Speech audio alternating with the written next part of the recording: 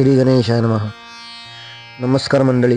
आज आपण पुन्हा एकदा श्री मनाचे श्लोक यातील जो 51 श्लोक आहे त्याचा थोडासा आपण अभ्यास करणार आहोत. कसा आहे बरं तो श्लोक?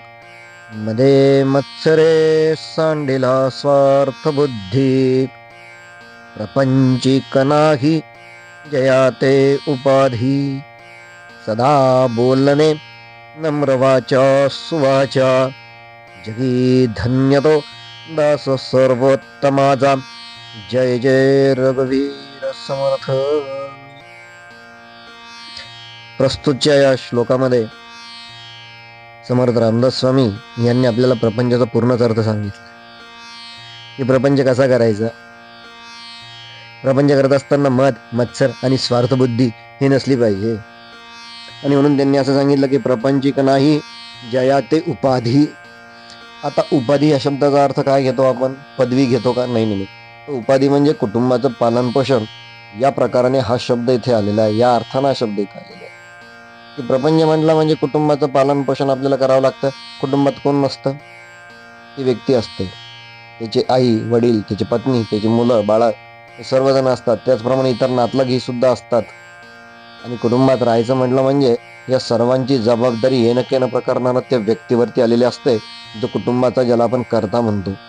तर त्या कर्त्या माणसानं कशा प्रकारे कुटुंब चालवलं पाहिजे, कसा प्रपंच केला पाहिजे. तर हा प्रपंच करत असताना मद, मत्सर आणि स्वार्थबुद्धी ही त्यामध्ये नसली पाहिजे. कारण जिथे मद, मत्सर आणि स्वार्थबुद्धी येते तिथे मग आपसुकच मग इतर गोष्टी येतात. कोणत्या? वासना, भोग आणि तृप्ती या गोष्टी येतात. आणि मग स्वतःच्याच विश्वात माणूस रममान होतो आणि त्यामुळे त्याचा प्रपंच हा कोलमडून पडतो.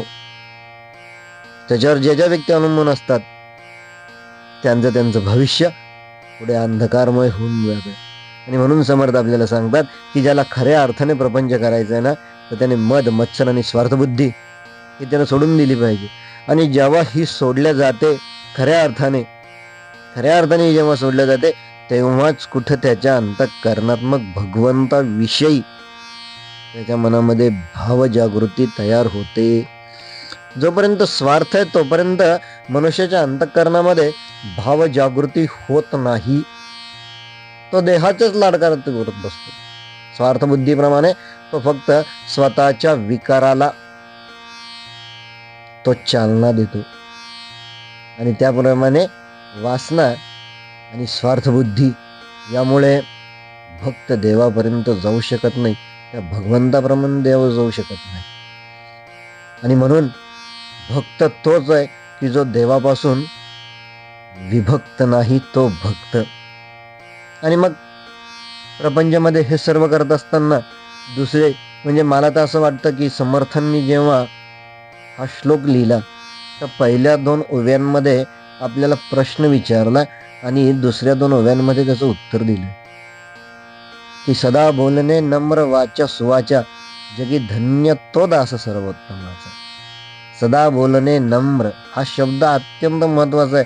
ज्याला खऱ्या अर्थानं प्रपंच करायचा आहे ना त्याच्यासाठी हा शब्द म्हणजे अक्षरशः मी म्हणेल की तो सुवर्ण अक्षरांनी लिहून ठेवावे काय की सदा बोलणे नम्र वाचा सुवाचा. आणि म्हणून माझे सद्गुरुनाथ पूर्णवादाचार्य परमपूजनीय डॉक्टर रामचंद्र महाराज पारनेरकर यांची एक अत्यंत आवडती म्हण होती, मुखश्री तो मुलखगिरी. याचा अर्थ असा आहे की ज्यानं जीभ जिंकली त्यानं जग जिंकलं. आणि जसं आपण समर्थांच्या या साहित्याचा अभ्यास करतो, त्यांच्या जीवनचरित्राचा अभ्यास करतो, आपसुकच नकळत आपण छत्रपती शिवाजी महाराज यांच्या सुद्धा चरित्राचा आपण अभ्यासाकडे वळतो. आणि छत्रपती शिवाजी महाराजांच्या चरित्राचा जेव्हा आपण अभ्यास करतो तेव्हा असं लक्षात येतं की छत्रपती शिवाजी महाराजांकडे तरी कुठं काय होतं? शून्यातून विश्व त्यांनी निर्माण केलं. काय संपत्ती ती शिवाजी महाराजांकडे? त्यांची मावळे हीच त्यांची संपत्ती होती. मी याच युट्यूब चॅनलमध्ये यापूर्वी ही कथा सांगितली. आजही मला तिथे त्याची आठवण होती की जेव्हा तानाजी मालुसरे गडावरती कामं आले आणि मग नंतर त्यांच्या मुलाचं म्हणजे रायबाचा विवाह सोहळा हा संपन्न होत होता, त्यावेळेस छत्रपती शिवाजी महाराज तिथे अत्यंत साध्या वेशात गेले. पण त्या माऊलीला माहित होतं तानाजीच्या माऊलीला माहित होतं की माझं राज येणार, आणि म्हणून त्या माऊलीची नजर सर्व मंडपावरती, सर्व वऱ्हाडी मंडळींवरती तिची नजर अशी भिरभिरत होती. ती शिवाजीला शोधत होती.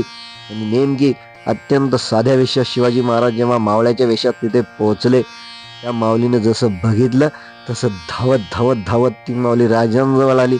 इतक्यात माझं राज खाली वाकून त्या माऊलीचे पाय धरले, आणि काय शब्द निघाले राजांच्या मुखातून, अगं आई, इथं आलेला आहे ना, इथं आलेला आहे तो तुझा तानाजी आहे.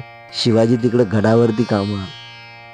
याला म्हणतात शिव जिंकणे, मुखश्रुत मुलुकगिरी. असे एक एक मावळे महाराजांनी असे नुसते त्यांच्या शब्दांनी जिंकले. दुसऱ्याच्या अंतःकरणाचा ठाव आपल्या शब्दांनी आपल्याला घेता आला पाहिजे.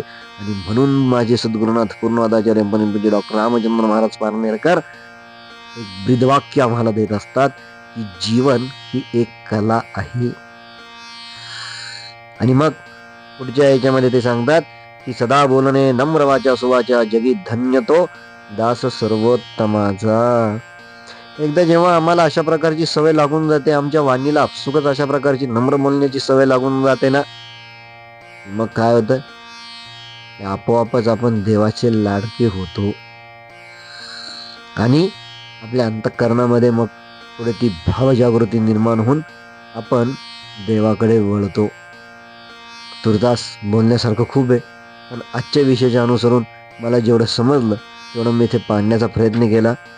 जय जय रघुवीर समर्थ. पूर्णवाद की जय. जय पूर्णवाद.